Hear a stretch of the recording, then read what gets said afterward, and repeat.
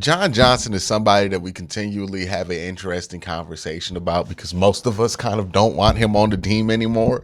But that's also based off of a perception that we have of him from when he was with a defensive coordinator that we have all agreed is at the very least not good, right?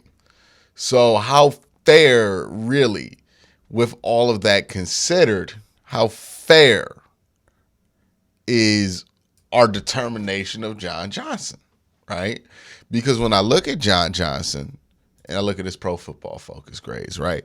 2017, he was at 82.9. 2018, 54.1. 2019, though, 53, 85.6, and then he has 260 years in a row when he's on the Cleveland Browns.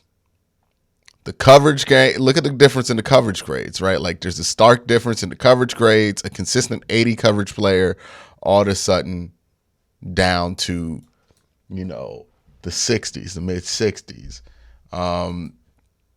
If we look at his alignments and his snap alignments, I think that's where we start to see where the changes were, right? So these are his snap alignments. He was in the slot about 100 snaps both years in Cleveland. Sorry about that. My damn toolbar is popping up. But he had about 100 safety snaps in Cleveland. In LA, he wasn't at that same number. What number was he at in LA in the slot? LA, he was in the slot how often? About 35, 63, 46. So he was asked to be in the slot way more in Cleveland. Even though this one year he had about 230 snaps his last year in LA. So he's done that at a high level. He had to find great. Free safety snaps jumped massively from 689 to 652, from 351, and his highest in LA was 411. And that was where he took most of his snaps too, was at the free safety spot in Cleveland. A significant portion of his snaps. If you look at his LA snap counts, he usually is even between box and free, right? Even between box and free. He's a hybrid box free guy. 2019, he was more of a box than a free. He floats between both of them, which begs the question. Is John Johnson bad, or were we just not using John Johnson correctly? And I say that I ask that question because when it comes to making a decision on John Johnson, we have to figure out which one of those is the case. Because if we cut John Johnson, we would save some money on the cap. But remember, if we get rid of John Johnson, we don't have the replacement on the roster right now. So that means, yes, you will save $9 million of cap. But unless you sign his replacement for less than $9 million, you're losing money. Let's say you sign somebody to get the same money as John Johnson, right? You cut John Johnson, who's set to make 13. You save that $9 million. And then you sign somebody else to play a free safety for $13 million. You actually lose $4 million of cap space. So this is not some magic that we could just sprinkle on the cap and magically save $4 million. That money has to come out of somewhere. And also, that player that you replace has to be replaced. We don't think about that often enough when we talk about salary cap stuff. But that is 100% the case. He has to get replaced, right? Now, we could say that the replacement for John Johnson would be Grant Delpit, but even if Grant Delpit does replace John Johnson, who's going to play free safety, right? The interesting thing with Grant Delpit is if you look at his snap alignment charts, it's kind of similar to how John Johnson was used in LA, right? Where this is Grant Delpit. Grant Delpit takes more snaps at the defensive line, but again, you see this even alignment of box and free safety snaps, similar to what John Johnson was doing in LA. This year, he did much better with it. And the grade wasn't better, but he played much better at the end of the season, right? We could see it. So we have to ask ourselves, one, how much do we trust Grant Delpit, right? Because the nightmare scenario the Browns could be in is this. They trust Grant Delpit to take over that strong safety spot. Grant Delpit takes over that strong safety spot, by the way, in the last year of his contract, so not a long-term solution there. Grant Delpit takes over that spot. Then, let's say Grant plays bad. And then, let's say they do try to save money, move DeAnthony Bell to free safety. Let's say they both stink. Then what?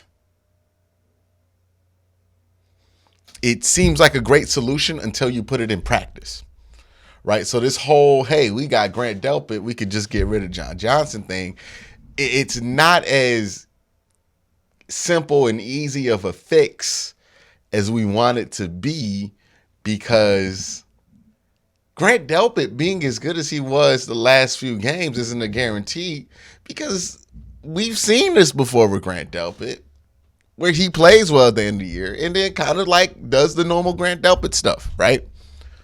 So again, it's very important we figure out, was John Johnson just misused or was he just bad? I think, in my opinion, John Johnson was misused. Now, if we're working under that assumption that John Johnson was misused by looking at his snap count, he was asked to play more traditional free safety than he was box, when he usually does an equal amount of both. I think if you put John Johnson in the same situation that you usually put him in, he will be a very, very good player, better than Grant Delpit. Right? I think even Grant Delpit's best games at the end of this season aren't necessarily what John Johnson can do if John Johnson is playing at his peak. Now, again, how much would a replacement strong safety or free safety cost, right? Because if you get rid of John Johnson, you're not going to get another strong safety to replace him. Right now, John Johnson is the third highest strong safety. He's listed as a strong safety at $13.5 million. But remember, he really plays free safety. We just looked at the snap count. So now we look here at free safety, and that's where things get interesting, because that would slot him here, right, behind Eddie Jackson, in between Micah Hyde. Now, you're probably, again, if you get rid of John Johnson, you probably feel like you got $9 million to spend. So this is the range of safety you're at, right? Marcus Williams, Jimmy Ward, Eric Murray, who used to be here, right? Wasn't really that good. Marcus May. It's not a very impressive crop of people. There's my point. I almost would feel better just getting somebody in the draft, but I don't think the draft is really great this year either when it comes to free safeties. Now, I'm going to try to pull up who are the true free safeties that are coming up, right? Jordan Poyer might be interesting, right? So Jesse Bates, they think he's going to make about $12 million, or he's making about $12 million right now. And they say the market value is about $14 million for Jesse Bates. Okay. So you would not only be paying more than what you have for John Johnson, but you'll lose $5 million in salary cap space net. Jordan Poyer, who's somebody I find interesting, right? What's his market value? $11 million. So you would only be losing $2 million net to upgrade to Jordan Poyer if you get rid of John Johnson. Keep in mind that you might upgrade at free safety if you get Jordan Poyer, because Jordan Poyer is a better free safety than John Johnson is. But you might be downgrading at strong safety with Grant versus what you could get out of John Johnson. And the question has to be asked in this system, right? Because we don't know much about Jim Schwartz's system intimately as far as like watching games, right? Because we haven't seen him coach a game in Cleveland yet. But the question does have to be asked is, does Jim Schwartz's system value strong safety play or free safety play? Like, is the free safety just kind of an extra safety valve, or is the free safety actually be a playmaker in his system? That's a question that needs to be asked, because if the free safety is not really a playmaking position in this defense, you don't need to spend money for that guy. You could put D'Anthony Bell back there and get away with that, and then put John Johnson there. I would feel much better about John Johnson playing his traditional strong safety role, and then mixing in cover 3 or even quarters some Grant Delpit. You know, I would feel much better. Or even putting Grant at free if that's the case, right? I don't know if it makes sense to get rid of John Johnson, to be honest with you. It is the conclusion I'm coming up to, right? Jimmy Ward would be about 7.6. So maybe you could save some money and bring in somebody like Jimmy Ward, who's older, free safety, has played in a system similar to this. It's not the same system, right? This is the Joe Woods system. So Joe Woods was still here. He would definitely be somebody to be brought in. But since Joe Woods is no longer here, yes, it's still a 4-2-5, 4-3 base, wide 9 setup, but it's not the same concept when it comes to the secondary. But Jimmy Ward would be somebody interesting to look at. The market value doesn't seem that high. But after that, I mean, like, we're talking about 36-year-old Devin McCourty, and I'm good on that, right? We're not really talking about a lot of great options there at free safety after that. So the question has to be asked, what do we want to emphasize? And if it's not going to be free safety, which I do think you need a free safety, maybe you can still get Jimmy Ward even if you keep John Johnson. But the question has to be asked, like, do you actually have to get rid of John Johnson? I don't think that answer is simply yes, like a lot of people want it to be. And again, a lot of our determination, a lot of our evaluation of John Johnson has been based off of seeing him be misused. And I would be careful to make that evaluation of him, because there's a lot of tape that suggests if you use him in this way, in a different way, he's a much better player. One of the best players at his position if you use him like that. So that's really what we got to figure out.